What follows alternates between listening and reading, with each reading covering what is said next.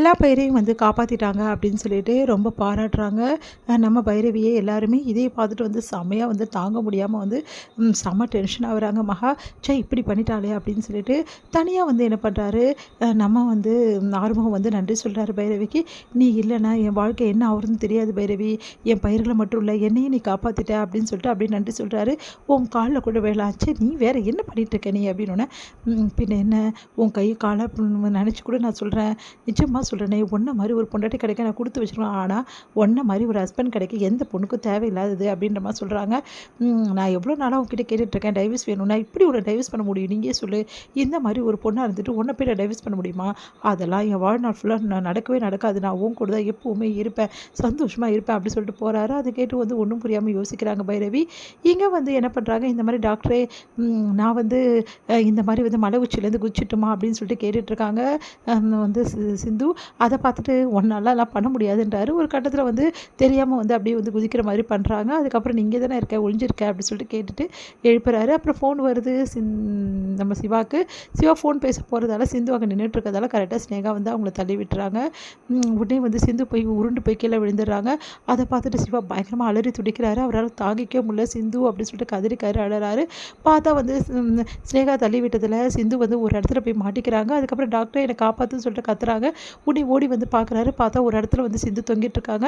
அதுக்கடுத்து ரொம்ப கஷ்டப்பட்டு எல்லாரும் உதவி செஞ்சு கையை வச்சு பிடிச்சி அவங்கள காப்பாற்றிடுறாங்க. பார்த்தா வந்து உடம்பெல்லாம் அப்படி வந்து அடிபட்டிருக்கு. ரொம்ப பயந்து போயிடுறாரு. சிந்து உனக்கு ஒன்றும் ஆகலை அப்படி சொல்லிட்டு கட்டி பிடிச்சிட்டு அழறாரு. ஒரு நிமிஷம் தண்ணியை மறந்துடுறாங்க நம்ம சிந்து. இந்த டாக்டருக்கு என் மேலே இவ்வளோ அன்பு இருக்கா, இவ்வளோ நாள் இந்த அன்பு இல்லை நான் நினச்சினே அப்படின்னு சொல்லிட்டு அப்படியே கண் கலங்குறாங்க. டாக்டர் உண்மையாவா நீ சொல்கிற, ஆமாம் பின்ன உன்னை எழுந்துட்டு என்னால் இருக்க முடியுமா சிந்து, என்ன சிந்து நீ இப்படி பண்ணுற அப்படின்னோடனே, எப்படி சிந்து பின்னாடி போய் விழுந்த அப்படின்ட்டு கேட்குறாங்க. டாக்டர் என்னை பிடிச்சி இது ஸ்னேகா தான் தள்ளி விட்டுட்டா. ஸ்னேகாவா, ஸ்னேகா எப்போ வந்தா எனக்கு நல்லா தெரியும், ஸ்னேகா தான் தள்ளி விட்டா, நீ பார்த்தியா, இல்லை ஸ்னேகா மாதிரி தான் இருந்துச்சு, உண்மையை சொல் சிந்து அப்படின்னோடனே, ஆமாம் நான் உண்மையை தான் சொல்கிறேன், உண்மையிலே ஸ்னேகா தான் என்னை தள்ளி விட்டுட்டா அப்படின்னு டென்ஷன் ஆகிடுறாரு. உடனே வந்து சரி வா போகலாம் அப்படி சொல்லிட்டு அவருக்கு ஃபஸ்ட் எய்ட்லாம் பண்ணிகிட்ருக்காங்க. அப்போ வந்து ஸ்னேகா வராங்க. ஸ்னேகா வந்தோடனே, என்ன இவ போய் விழுந்துட்டாளா அப்படின்னு, நீ தானே தள்ளி விட்டேன், நான் தள்ளி விட்டேனா, நான் இப்போ அங்கே வரவே வரல, வேணா நீங்கள் என்னால் நிரூபிக்க முடியும் அப்படின்றாங்க ஸ்னேகா.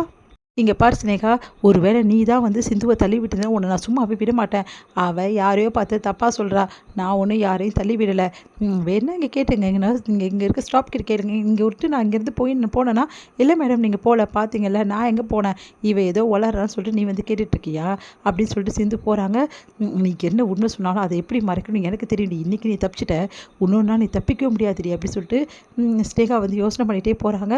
சிந்து சொல்கிறாங்க, இல்லை டாக்டர் இவ பொய் சொல்கிறா, இவளை நம்பாத, இவ தான் என்னை தள்ளி விட்டா, எனக்கு நல்லா தெரியும், எனக்கு நான் ஷால் போட்டிருந்ததால ஒரு வேளை எனக்கு மறைஞ்சிருக்கலாம், ஆனால் எனக்கு நல்லா தெரியும் இவ தான் என்னை தள்ளி விட்ட மாதிரி இருந்தது, ப்ளீஸ் டாக்டரே என்னை நம்பு டாக்டரே அப்படின்னா, ஒரு வேளை ஸ்னேகா தான் உன்னை தள்ளி விட்டுருந்தாலும் அவளை சும்மா விட மாட்டேன் சிந்து, நீ கவலைப்படாத அப்படின்னு சொல்லிட்டு அந்த வந்து பொண்ணுங்க எல்லாமே வந்து தொடச்சி விட்டு மருந்து போட்டு ஃபஸ்ட் எய்ட் கொடுக்குறாரு.